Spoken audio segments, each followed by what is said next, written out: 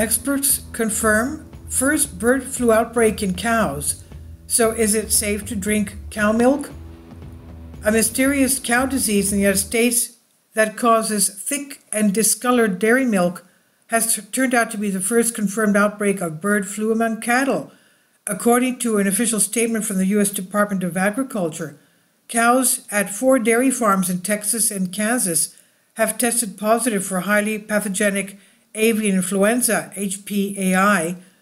Cases have also been confirmed in the state of New Mexico, though officials have not shared the number of dairy farms or cows impacted.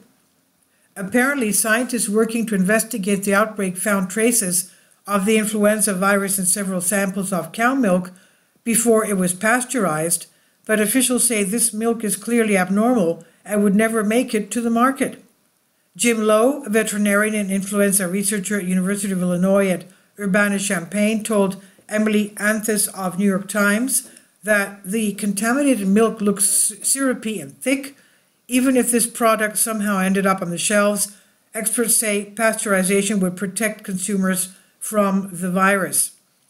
The rare outbreak comes more than 15 years after a lab experiment showed that cattle really are susceptible to bird flu, as some experts had hypothesized. The study was prompted by the 1997 outbreak of H5N1 in Asia that caused fatal infections in wild birds, poultry, and even humans. Pigs were infected in a 2005 outbreak, but for years it was not clear if ruminants, farm animals like cows, could be infected too. Since the late 1990s, scientists have hypothesized that the bird flu can jump over to cattle from humans or other animals, but clear evidence has been lacking. Since cows in the United Kingdom were found with rising antibody levels to human strains of H1N1, and in 1999 a study found evidence that cows with reduced milk production showed signs of an influenza infection.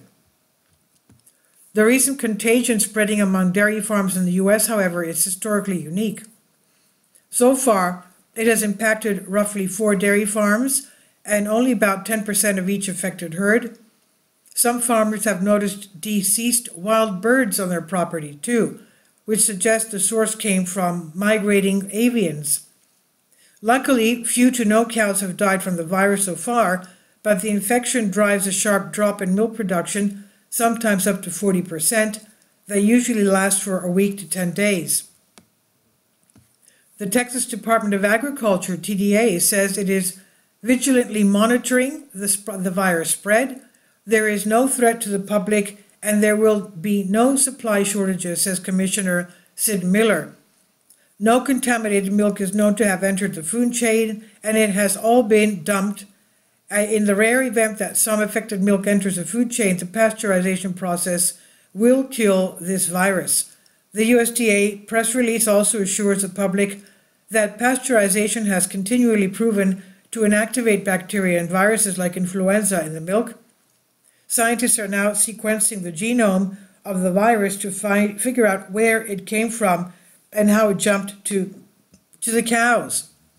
In this very same month, a handful of goats in the state of Minnesota also tested positive for H5N1, becoming the first domestic ruminant in the U.S. to fall ill with the bird flu.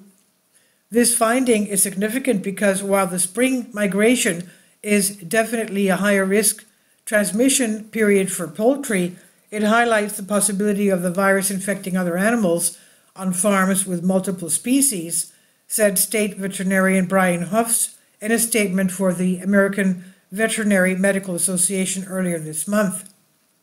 Thankfully, research to date has shown mammals appear to be dead-end hosts, which means they're unlikely to spread HPAI further. Since 2022, which marks the start of an ongoing bird flu outbreak among U.S. poultry, officials have recorded more than 200 cases of HPAI in mammals, such as foxes, raccoons, possums, skunks, seals, leopards, bears, mountain lions, and bobcats. Cows and goats can now be added to that list. Unlike affected poultry, I foresee there will be no need to depopulate dairy herds, said Miller. Cattle are expected to fully recover. The Texas Department of Agriculture is committed to providing unwavering support to our dairy industry, he said. And this is by Science Alert Carly Casella. Please leave your comments. Thank you for your support. Kindly support my Patreon account. The daily posts are 5 videos daily, and they are totally different from what I have on my YouTube channel. Thank you so much for your support and that you find all my content so interesting. You'll find the Patreon account details in the description box below.